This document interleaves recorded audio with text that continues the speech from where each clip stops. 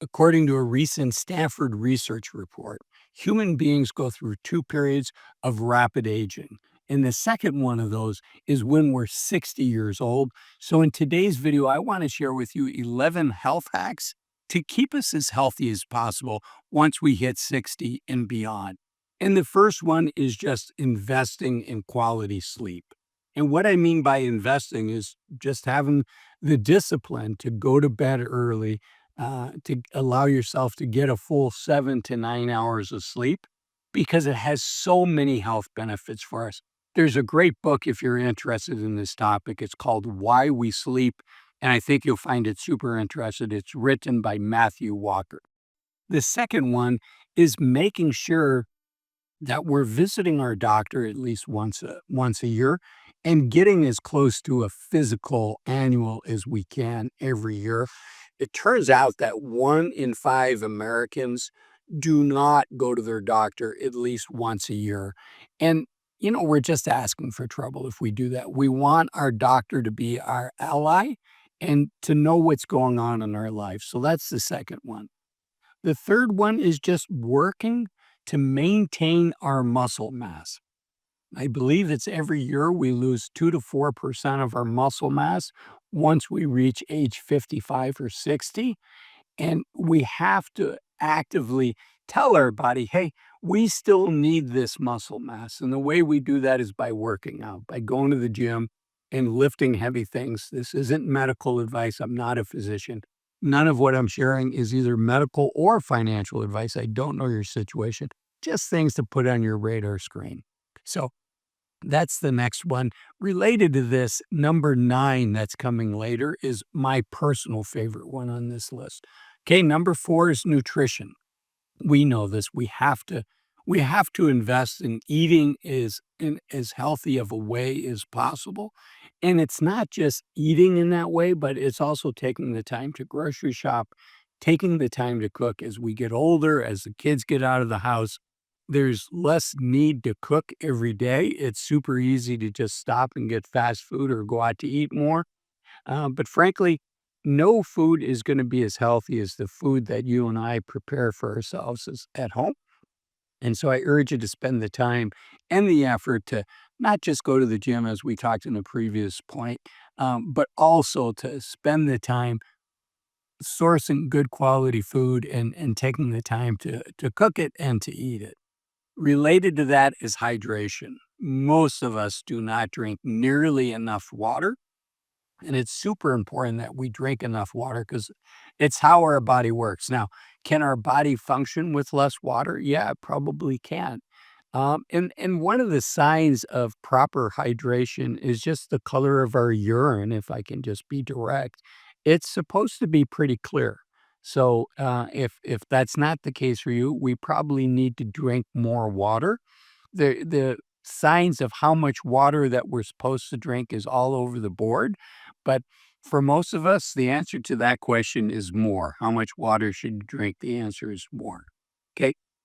The next one is taking the time to research Medicare and to make a good decision on Medicare. That, for many of us, once we hit 65, is going to be our primary healthcare insurance and is going to open the door for having visits when we need visits and having the care that we need and making it convenient to potentially it being more expensive or less convenient for us. So taking the time to research Medicare and to make a good decision is important.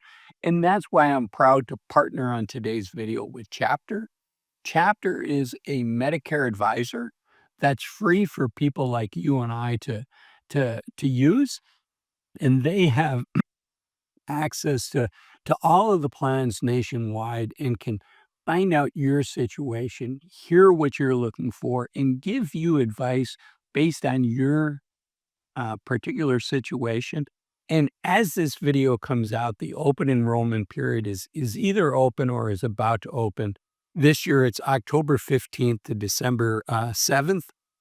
And people that don't do the research, that don't shop for the right Medicare plan, we run the risk that maybe our doctor's not going to be on our plan in the current year. Maybe there's been some plan changes, or maybe we end up overpaying for Medicare. The average person that reaches out to Chapter saves $1,100 a year. That's almost $100 a month. That's real money. Chapter is about to get real busy. So I urge you, reach out. The pro tip is reach out and call Chapter at this number here, or set an appointment by clicking on this link here down below. And thank you again, Chapter, for sponsoring this video. Okay, number 7, the health hack. Get outside and move. And it probably doesn't matter what we do. It's much more important that we do something than this specific activity. For instance, just walking can be really, really good, not just for our physical health, but also for our mental health. Okay, the next one is number 8 on this list. Remember, number 9 is my favorite, so stick around. Uh, the next one is for our physical and our mental health. It's important that we stay socially connected with people around us. One of the big risk factors for retirees, and one of the things that is a indicator of how happy we're gonna be in retirement, is how many social relationships that we have. And when we went to work, a lot of these relationships were kinda spoon-fed to us, right? We're on a team, we had a common mission, a common goal, we had proximity to people around us. And once we reach 60, once we're getting close to retiring, once we are retired, we can miss out on that.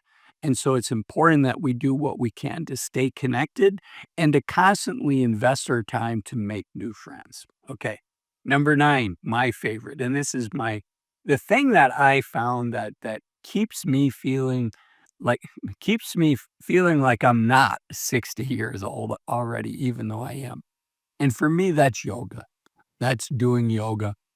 It helps keep away the aches and pains that I think about, as I get older. This, aches and pains is what I associate with that. In fact, when I do get aches and pains, one of the ways I make them go away is by doing yoga more regularly. So for me, that works. The next one, number 10, is listening to your body. This is really important. And I hate to call out men, but I'm going to do it in this video. Men, we have a tendency to think that there might be something wrong, but we keep it to ourselves. And if that's you, at our age, we have to let our doctor in and let them know, because oftentimes the sooner something is caught, the less serious the situation is going to be, the easier it will be to fix it. So be open, have a doctor that you feel good about, be open with that doctor, and let them know when something's not feeling right. And number 11, and maybe the most important one on this list, is stress management and mental health management. And a couple ways as a retired financial advisor to help lower your stress is really do what we can to pay off our mortgage, to pay off all our debts before we're 60, preferably before we're 50. I know that's aspirational, but it's a good goal to have just for the peace of mind. And then the other one is try to hit our financial goals, whatever the number for retirement is. Work to hit that 5 years early, because unfortunately, many of us are not going to be able to decide when we retire. Something's going to happen in life that's going to force us to retire.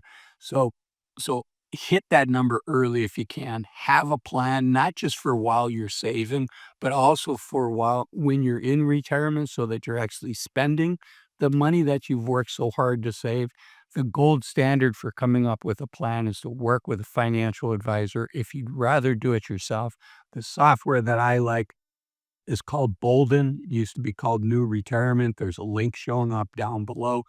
And using Bolden, it's powerful, it's easy to use, you can run different scenarios. There is no reason any of us should be using Excel or Google Sheets and building our own plan. So I am an affiliate of Bolden, so if you want to support the channel, please scan the QR code or use the link below. And then finally, if you enjoyed this video, a really important decision we all need to make is when we decide to retire. And that's why I made this video up here. Why waiting to 65 to retire might be a big mistake. Thanks for watching this video. I'll see you in the next one. Bye-bye.